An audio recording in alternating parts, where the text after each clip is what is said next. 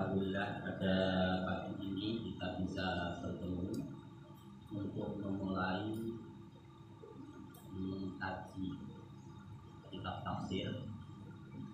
Dan kemarin saya memilih untuk mengambil satu kitab, dan ini merupakan kitab kontemporer. Jadi mungkin nanti bahasanya berbeda dengan bahasa-bahasa yang ada pada kitab-kitab yang kalian kaji di beberapa hari yang lain. Kenapa? Karena saya mengambil kitab ini agar Anda mendapat wawasan baru. Karena ciri khas kitab-kitab kontemporer itu dia memiliki metodologi yang cukup baik, sehingga di situ kalau Anda lihat itu ada catatan kakinya, ada rujukannya, dan ada penjelasannya.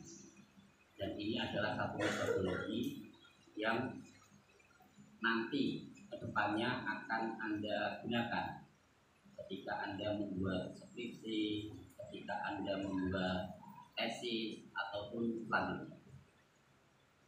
Jadi itu yang pertama. Yang kedua, hampir rata-rata di dalam kitab kontemporer itu dia membandingkan beberapa pendapat. Sehingga apa? Sehingga nanti Anda mendapat wawasan yang lebih luas. Tidak hanya satu pendapat yang berbeda, tapi di situ akan membandingkan beberapa pendapat yang bisa Anda gunakan dalam amaliyah belajar. Yang ketiga, saya mulai dengan surah Al-Fatihah, dan saya yakin kalian semua itu sudah hafal, malah mungkin di luar kepala. Sambil tidur pun Anda hafal. Harapannya apa? Harapannya surah Al-Fatihah itu adalah bagian rukun qauli dalam sholat. Karena dalam sholat itu ada dua rukun qauli, yaitu pertama adalah Fatihah, yang kedua adalah tahiyat akhir. Maka karena ini bagian daripada rukun qauli, sudah seharusnya kalian semua itu mengetahui makna yang ada terkandung dalam surat Al-Fatihah.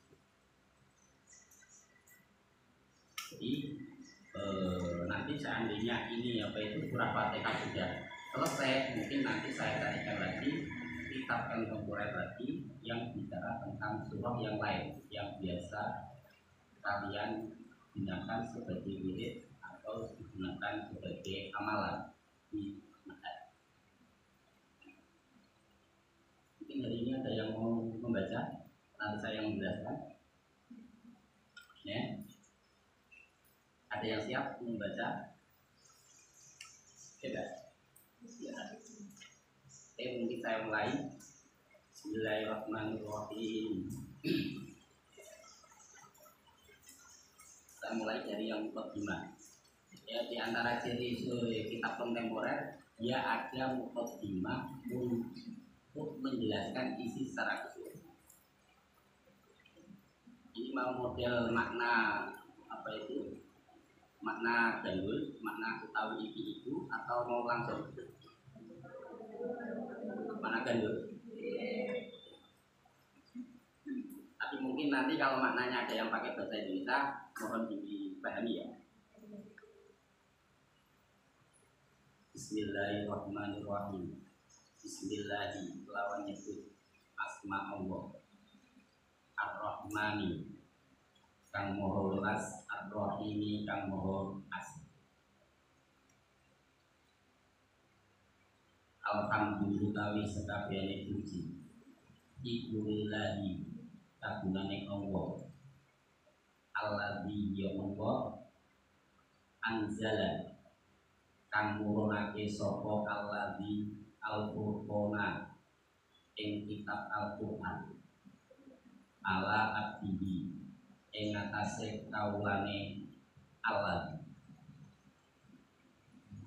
Untuk apa? Liyakuna supaya ana apa mulah Al-Furqan lil alamina kanggone wong alam kabeh iku nadhiron sebagai pepilih, sebagai pengingat. Wassalatu utawi sholawat, wassalamu lan keselamatan alaman muga tetep ing atase wong arsalahu kang ngutus sapa Allah ing man daiyan paling ngajak-ngajak ilaihi maring al-Furqan biidnihi kelawan idine Allah, wasirojan lan kalih dadi penerang lampu muniron kang menerangi kang madani. Di awal paragraf ini pengarang menjelaskan tentang kedudukan Al-Quran. Al-Quran merupakan kitab yang diturunkan oleh Allah untuk semua hambanya. Tujuannya untuk apa? Tujuannya diturunkannya Al-Quran tersebut sebagai nadhiron. Nadhiron itu adalah untuk sebagai peringatan.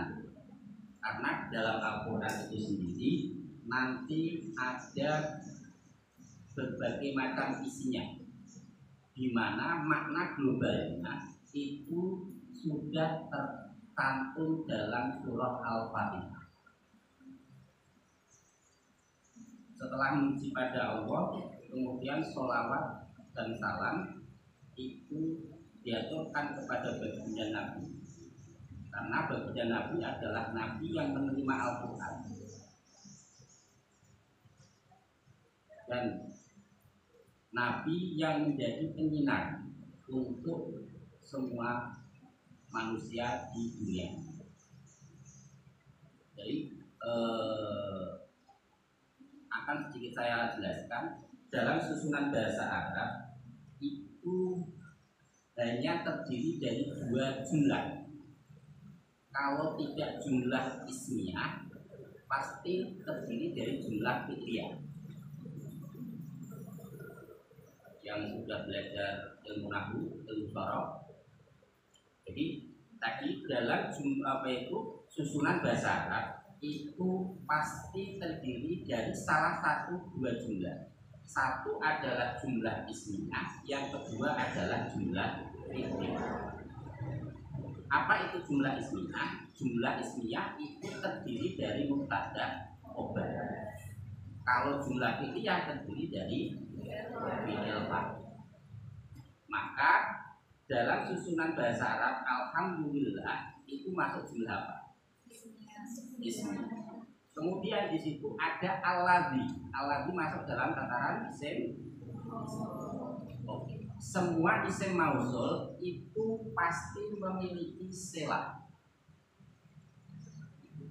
Selah itu harus mengandungi aid yang kembali kepada isim mausul. Aid tersebut itu berupa dhamir, baik itu dhamir baris atau dhamir mustaqil. Itu dalam susunan bahasa. Jadi seandainya ada isim mausul, pasti di belakangnya itu menjadi selah. Selah itu bisa berupa jumlah atau sibeh jumlah, dan pasti mengandungi dhamir yang kembali kepada isim mausul. Jadi alladzi anzalal furqana ala abdihi itu adalah jumlah fi'liyah yang menjadi selah isim mausul al-ladzi. Itu yang alladzi. Kita lanjutkan. Amma ba'du fa inna a'dhama surati mongko setuhune luwih agung-agunge surah fil kitabil majid ing dalam Al-Qur'an. Kitab kan aku dia itu suratul Fatihah itu surah Al-Fatihah. Jadi surah Al-Fatihah itu menjadi surah yang terbaik, teragung dalam Al-Quran. Karena apa? Falaha mongko seduhune surah Al-Fatihah, mongko itu tetap seduhune surah Al-Fatihah minal fadho ini saking pira-pira keutamaan ma rupane perkara laisa kang ora ana apa ma liwaiha kedue liyane surah Al-Fatihah. Jadi tadi dikatakan surah Al-Fatihah itu merupakan surah yang teragung dalam Al-Quran.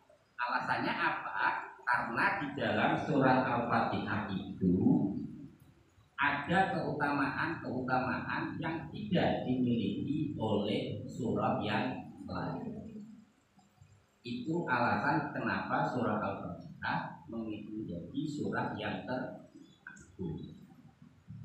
Hadis suratu utawi ikilah surah Al-Fatihah alati ya surah Al-Fatihah ala ijaziyah ing atase ringkese surah Al-Fatihah tersebut qadih tawa teman-teman mengku apa mulah surah Al-Fatihah alama ing atase perkara lam tahtawi kang ora kawengku alaihi ing atase lan tahtawi kang ora mengku alaihi ing atase ma apa surah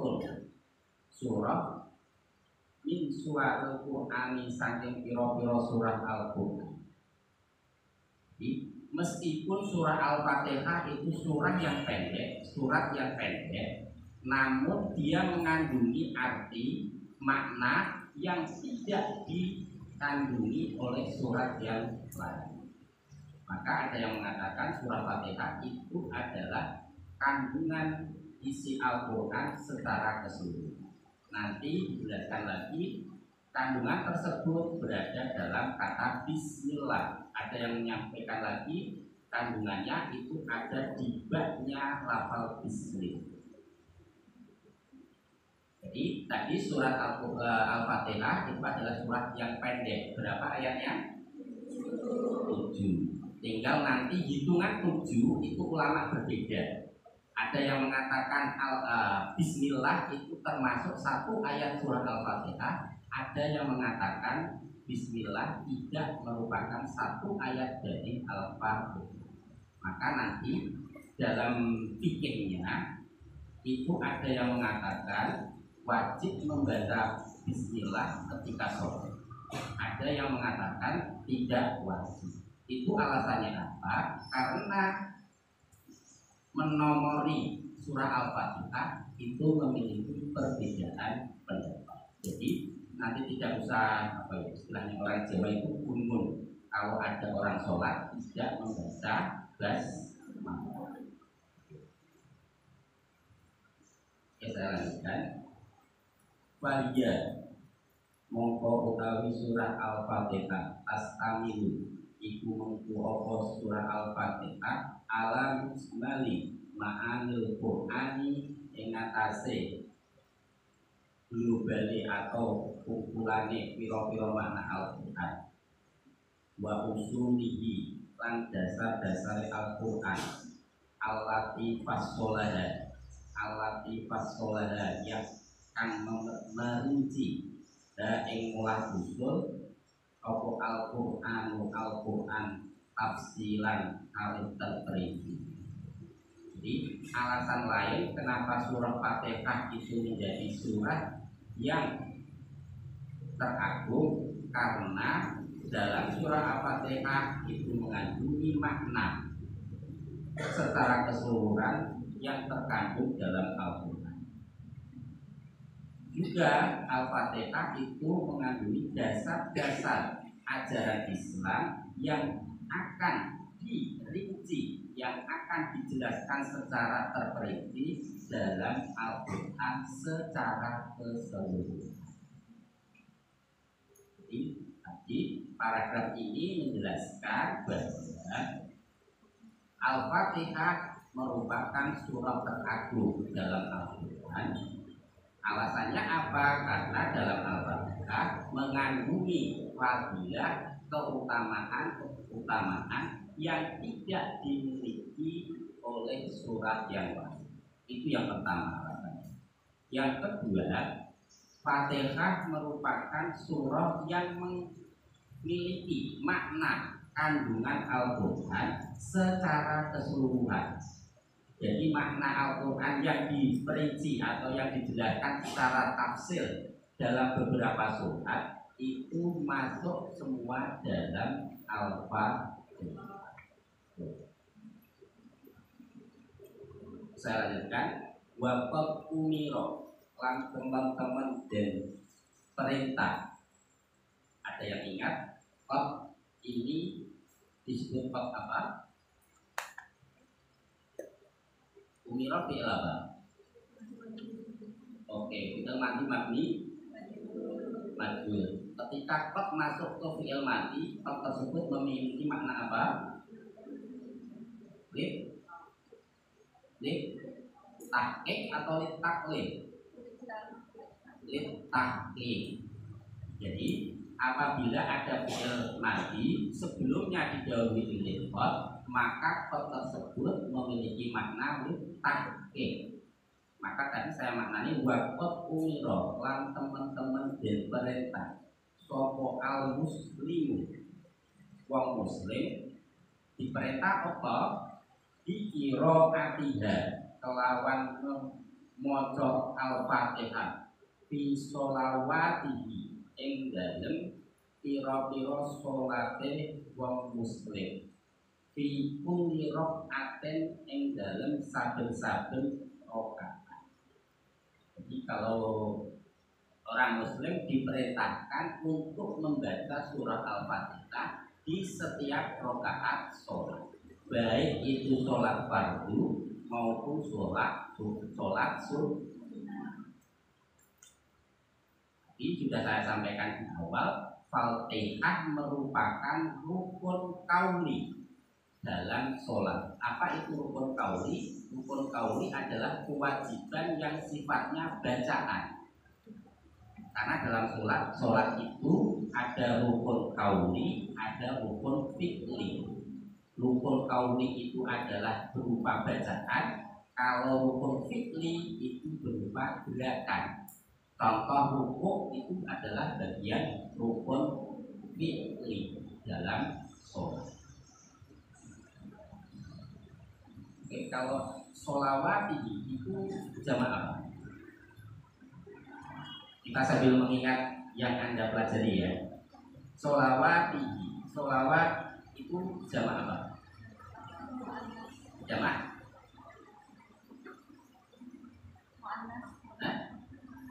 Jamaah? Jamaah mu'anas?